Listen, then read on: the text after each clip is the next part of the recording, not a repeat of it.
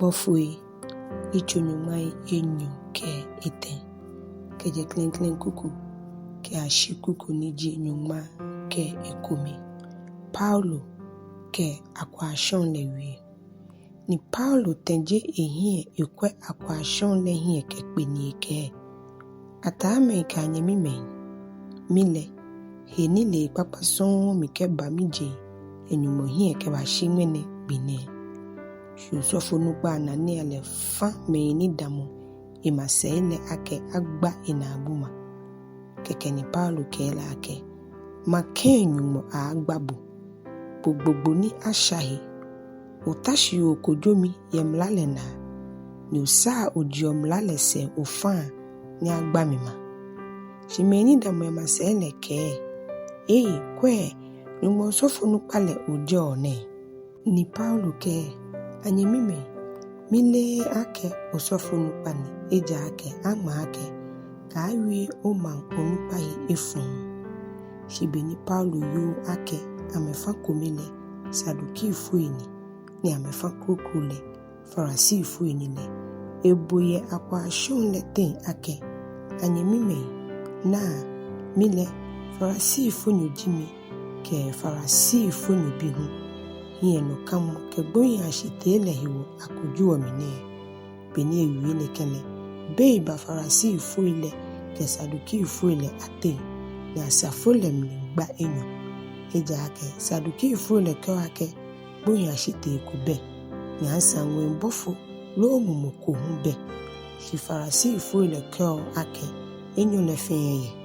ni blomo babawo batishi ni mlacho lo ile ni yo farasi fuile agbefan le tishi ni amebe ameke wona loko fonko ye ni kemgbe munehe shikeji ale no mumoko lo nwe mbofoko kele ewiele nole eka ha wo kenyumo mino shibeni bele mni wale asafo akenu pale shegbe ye akekule ame achera Paulo mni wole ifa asrafo ile ake ame kule kishi ni ame ashole ya amede ni amekele aba molemni shi enonyonle nunchole badamu emaseni eke Paulo ha otui anyo omni eja ake boni oye mihi udase ya Yerusalem ne ja oye udase na kaino ya Roma keje kuku ni jinyuma ke enyo ke ashi nyuma enyo ke enyo Atee Paulo yinɔ apam shibeni je cherele Yudafoi le kpan ni ame kamo kitan ake ame yeni ni ansan ame nunuko ja ame gbe Paulo dan me ni kpan ni ame kamo ame kitan ne figbe me nyuma edwe ni ame te osofo nupai ke man onupai le awon ame ake woke kita kamo ekpan ake wasan wona nuko jawo gbe Paulo da no wole agbene nyeke akwaashɔŋ le fe ayaka asafo achenu pale kuni wole ikela akple keshike banyengo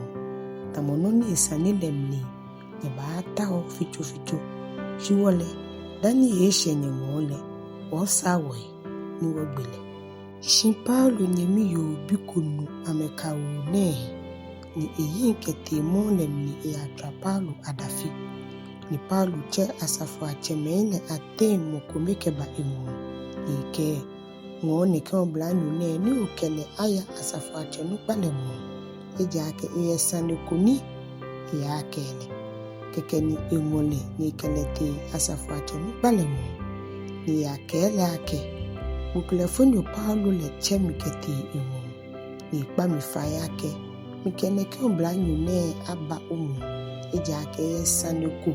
ni ba kebo ya safo achenu pale mu enini ni kelete afa ya bilake mesa nuyo yo ba kebo ni eke Yudafoi le efe kumi ake ame ba pa bufai ni wo ni oke Paulo akule kishike ba akwaashɔŋ le ni tamono ni isani lemni ame ba ta oficho shibule ka akpene ame eja ake ame te me fenyuma edwe ewuleka ya ame kamo ame hikita ake ame yeni yansan ame nunuko ja ame gbele dan ni agbenele amesa ame ni amemimbu ona awi motoi keke ni asafuache nupale wo oblanyu legbe ni wule akpo ake ka ake muku ake uchisane neta uchomi keje kuku ni jinyumai enyo ke ete ke ashina agbe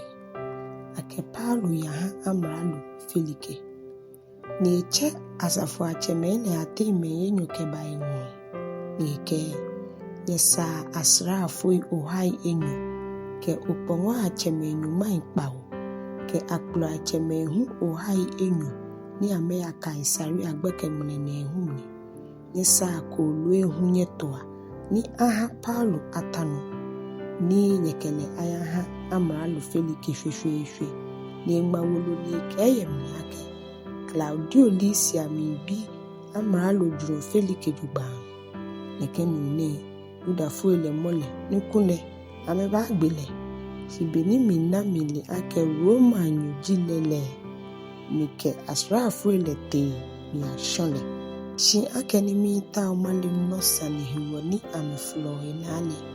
mike le te ame akwaashɔŋ lehi ni mina ake ame mlalehi waneje saji kume aiwo ame folɔ enale si sane koni sagbele lo chungu be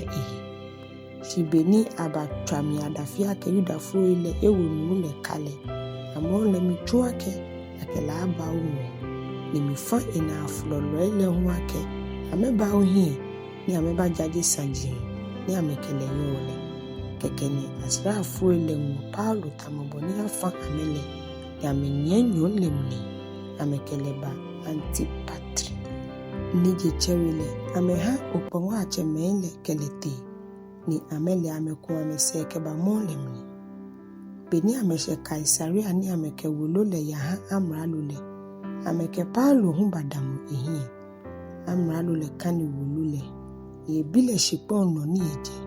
ni beni ena ile ake kilikia ejele ike ke ona folɔ ele hu bale no dani mabubuto ejuba ni ifa ake akele ato Herodi molemni Hallelujah. Bɔfoi ichonyumai enyo ke edwe keje klen kuku ke ashi kuku niji nehu Yudafoi le folɔ Paulo na no se gbiye nu mole osofo nukpa Anania ke man onukpa ile ekume ke mlali lokoni acho le tetulu le bajen ni amebajaje Paulo hisani amechon Amralo le Akɛ Paulo keba ni tetulo boy ina fulomoni ke lumo Felike oyino ne wotua ejowa baba o ni ansan oshon ni namona ale ni bipi eba imeno yene keshipo neno wo hio inefe keshida pi egbefe gbeno ye ife shiboni afe ni misani se akajeketu tuku iwole Mpa Bɔfoi ni obo woto efio ye omni hinena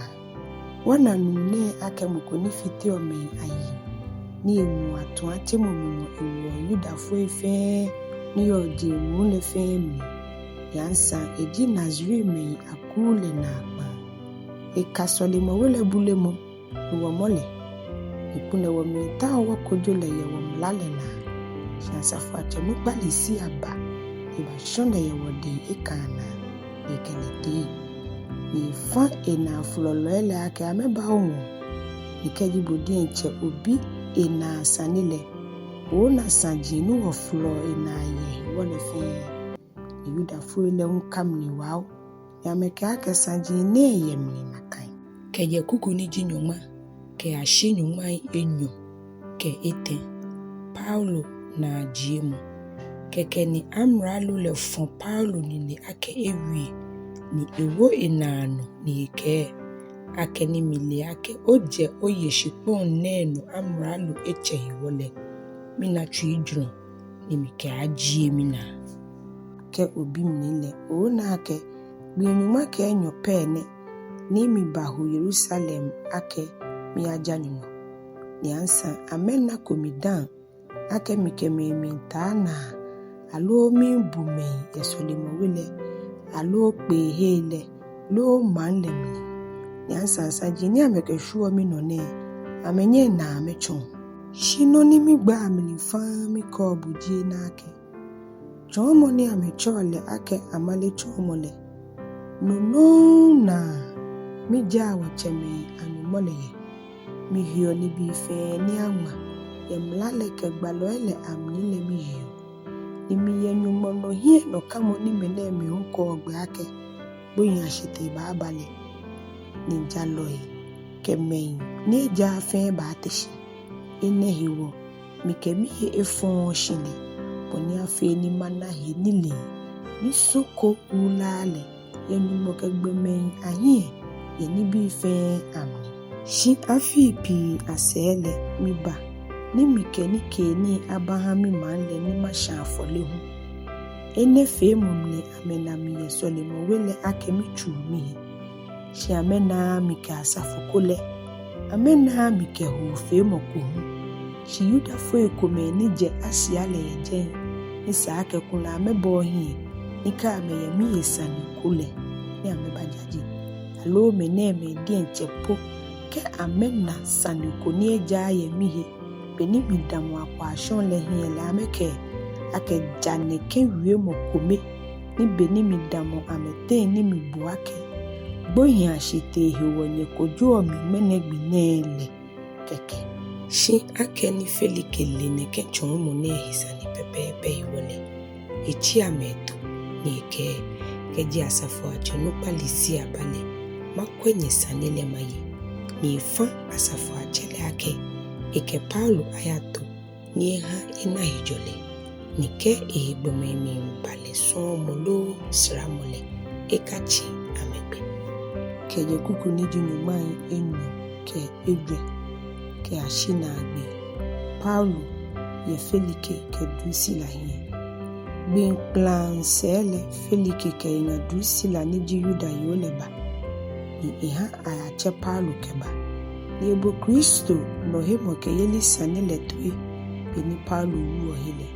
shi beni ewu ojale ke hino kwemo ke kojomo ni baaba le hile Felike shigbe apam ni kele ake agbene ya afendan shi nke minami yedi kanji machabu iko shi asa enye kano Akɛ Paulo aha le shika ni enwe ni wole echole kutio ni kele bagba sani Shafi enyo sele pokio festo baba yu Felike na jia ya ake ni Felike misuma ake efe no ni sa Yudafoi le ahie iwole eshi Paulo echunlemni hallelujah.